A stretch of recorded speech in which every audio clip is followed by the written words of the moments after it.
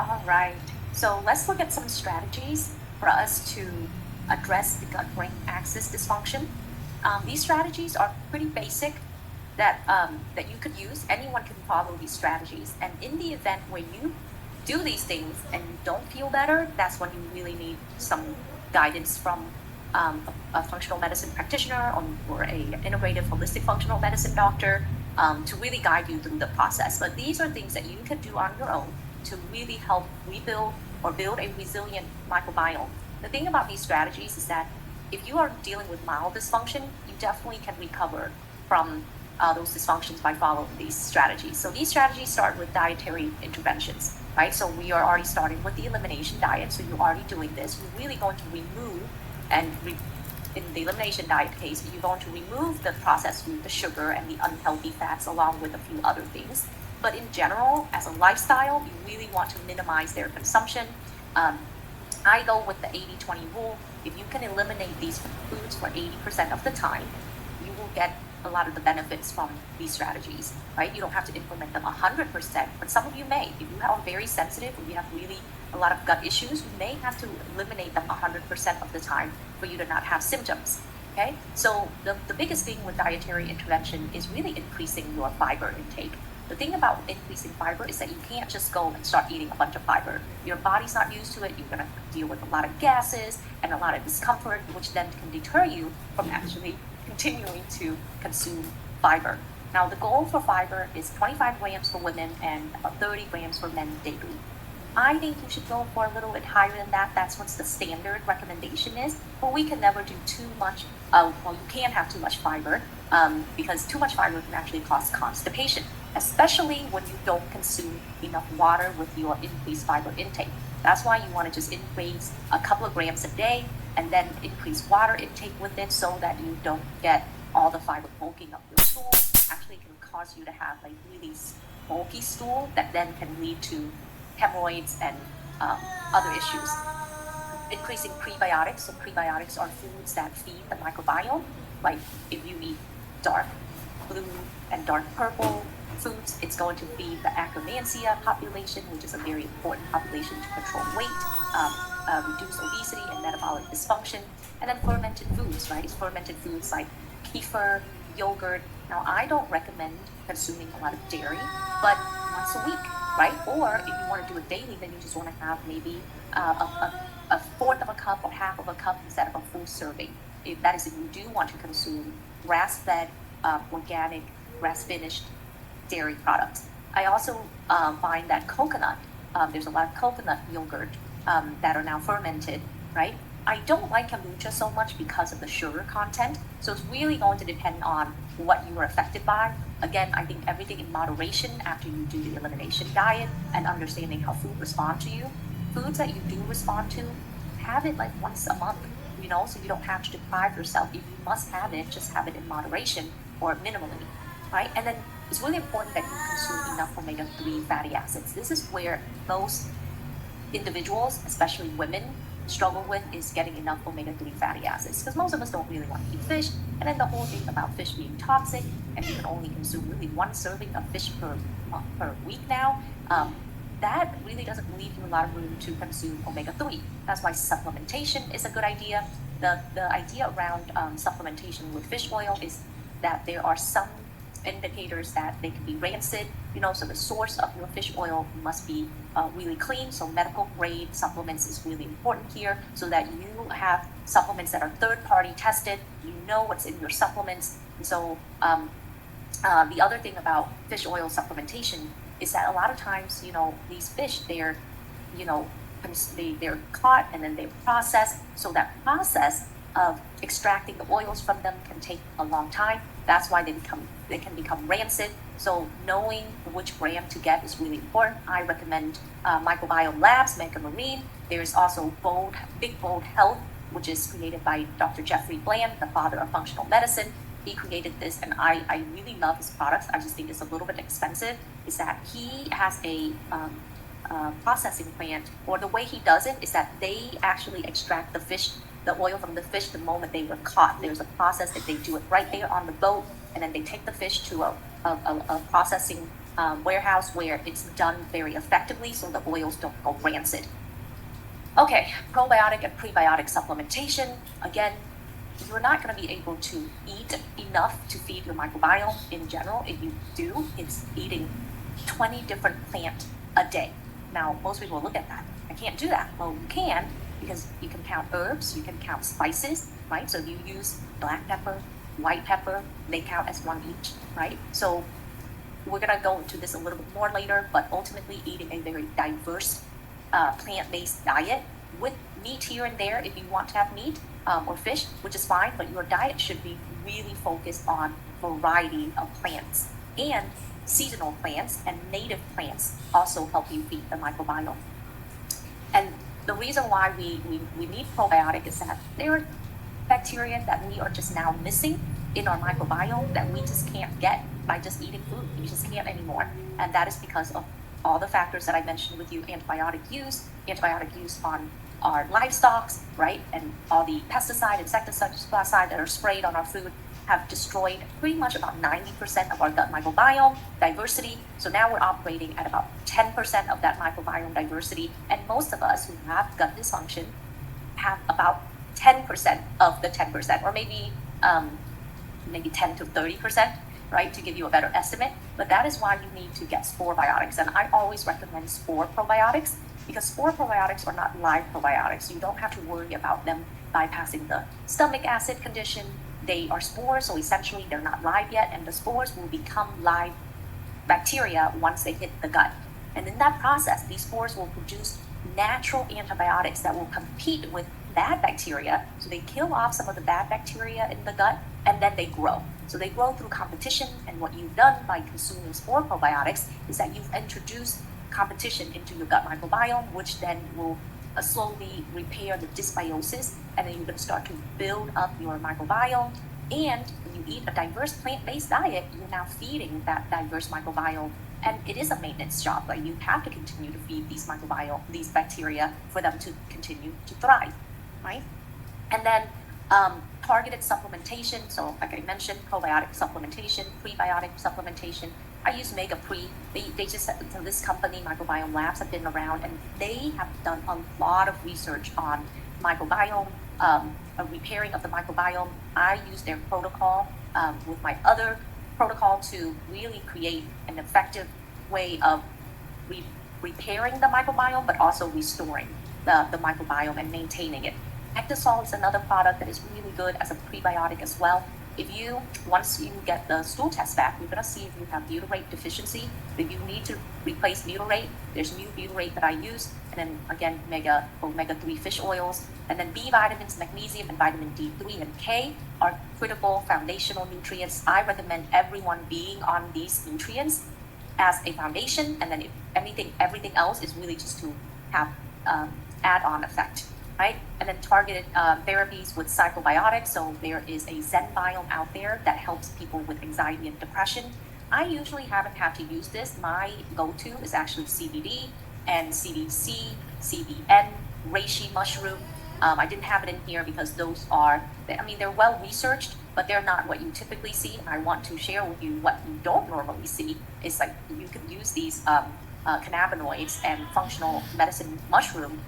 They work just as well, if not better, than some of these probiotics that you see on the market that is marketed towards anxiety and depression disorder. Neurotransmitter support. I don't usually use these because I think that once you repair the gut, you don't have to use these. To me, these are Band-Aids. So you use these supplements like the L-theanine, GABA, they work if you stay on it, but they don't really treat the root cause, because the moment you stop, it'll pretty much go back to normal. Same thing with CBD. Sometimes CBD and the functional mushroom, I find that they produce longer effect. That's part of the reason why I use them. And then stress management techniques. This is really to help you manage your hypothalamic, pituitary, and adrenal axis. Practicing mindfulness, meditation, breath work, and relaxation practices. Those will help you manage your stress response, but it actually trains you or train your parasympathetic system. So I'm going to teach you one very simple technique to train your parasympathetic system. So most of us actually do a lot of deep breathing, right? we breathe in, we can hold our breath, we can hold our breath for a while, but our exhale is usually very short, very like quick. You just exhale and you go, right? But understanding this is going to really help you know which part of your sympathetic or nervous system is active. So in breath is always going to activate your sympathetic system. The out breath, your exhale, is going to activate your parasympathetic system. I want you to start paying attention to which one do you do more of, the inhaling deeply or the exhaling like longly. Long exhale is what you need. So what I've learned is that when you practice, so let's say you exercise or you're walking or you're doing anything and you just want to, and most of the time you're going to take a lot of deep breaths, but your out breath is always very short. So that is because you haven't trained your parasympathetic system. So by training the parasympathetic system, all you need to do is take a deep breath.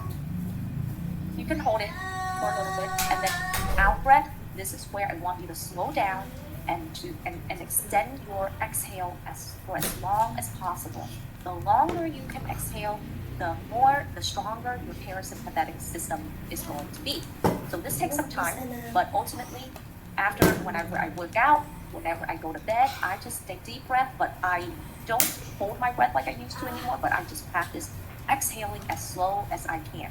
And the slower you can slow down your breath, the stronger your parasympathetic system is going to be. If you can just practice this method right here, you're going to be able to control your parasympathetic system on demand like that.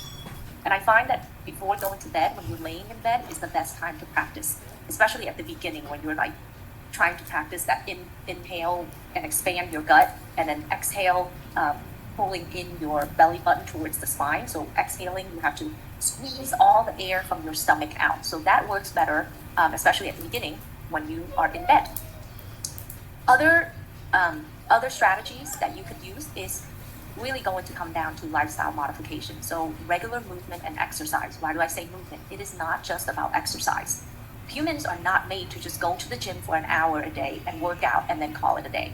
It's actually our daily movement during the day that's going to help us be stronger, even when you don't go to the gym to work out. So if you can just add in stretches in the morning after you wake up, stretches before you go to sleep, and then throughout the day, move your body around, stand up from your seat, right? Take a break every 30 minutes or an hour. Get up, breathe, throw up your arms, move it around. I usually do punches. So I do, I get into my stance, my squat, and then I punch, and I focus on one point, and I practice punching. And that uses a lot of energy, but I do them in bursts. So I would do it for 30 seconds, and then I would rest for 90 seconds. And during that rest time, I breathe out, and I just slow down my exhale. And eventually, from very short exhale, I now can do my exhale for 40 seconds, sometimes 60 seconds. And that's what you want to gauge your exhale on, is how long can you hold that exhale. The longer you can hold it, the stronger your parasympathetic system is. Optimizing sleep quality and your circadian rhythm. So it's not just getting 7 to 8 hours of sleep. You need to get 7 to 8 hours of deep sleep. And that's going to require you to turn off the lights around 8 p.m. So when it's dark outside, your home should be dark. Don't have all the lights turned on. We have too many fluorescent lights going on in our life, especially at night. That tricks our brain. It confuses our brain to think that we're still in daytime, so then we don't get sleepy. So one of the best ways or practice that I found is lighting candles. Unfortunately, I learned that candles are very toxic, so I don't use candles anymore. But I bought myself a red lamp so that I turn on the red lamp in the evening time, so that my eyes get exposed to red light spectrum. So light is nutrients, right? During the day, it is important for us to get sunlight so that we can get the blue lights, which then increase serotonin production and decrease melatonin production. But at nighttime, you need to start increasing melatonin production and decrease serotonin production. But if you're exposed to blue light, that doesn't happen. That's how circadian rhythm get dysfunctional, right? So people who work at night shift is going to have a lot of challenges with regulating their circadian rhythm. This is where you have to introduce more aggressive strategies like fasting, intermittent fasting, decrease your feeding time, and really try to get as much sleep as you can. But you got to darken your room so that you don't get light exposure. Wearing a an eye mask also help. So you're just really actively minimizing your light exposure to reset your circadian rhythm. Fostering social connections and community is really important. Finding a sense of purpose or a passion project to drive you to get out there, be active, or do something that you love, right? When you do something that you love, you produce a lot of dopamine. And dopamine in itself reduces reduces inflammation. It optimizes brain health, which then translates to gut health, right? And then nutrition modification, I mentioned this to you earlier. And then nature as medicine. Go outside, walking outside, outdoors, allows you to be with the sun, the moon, the trees, right? The air, because the air inside your home is actually a lot more toxic than outdoor air. But then also, taking on activities like gardening, hiking, and biking, or grounding, like walking barefoot on the grass. I don't spray my lawn because I don't want to get exposure to pesticide. So, but it also allows me to feel safe when I'm stepping on the ground, to ground my body and my feet. So grounding for 10, 15, 20 minutes a day actually can decrease anxiety, depression. Being outside for, especially in the morning between the hour of 7 to 10, where that morning sunlight can actually reduce depression, anxiety as well. That is where this whole gut-brain connection is so powerful, because you can do things that feeds the brain, like nutrients, like sunlight feeds the brain, right? Sleeping is helpful to the brain, and when you can optimize brain health, you're also repairing the gut as well. And then when you eat well, you're impacting the gut, which then impacts the brain. So you can see now how this kind of works, right? This connection is bi-directional. So you do one thing for one part for the brain, it'll help your gut out, and vice versa. So I hope that this has been helpful to you, and some of the strategies that I'm sharing with you that I practice myself. It's really simple and easy, and that's what I want to share with you, something easy that you can do every day, right? And then another thing about movement is that, dance. Turn on music and dance. We don't dance anymore as adults, but remember when we were kids, we dance and we sing. Singing, humming, actually turn on your parasympathetic system. You know why? Because you won't be singing and humming if you're being chased by a tiger. So you're actively telling your body that you're relaxing, that you feel safe, and that you're happy. That's why you sing, that's why you dance. So just by doing those simple things is going to help strengthen your brain, strengthen your gut. Now, if all of that fails, right, that means you're dealing with a lot more than just simple gut-brain dysfunction. You probably have a high toxic burden, which involves, severe leaky gut, parasitic infection, hidden infection from viruses, fungus, and then heavy metals and environmental toxins. If that is the case, your strategies is going to require more in order for you to get better.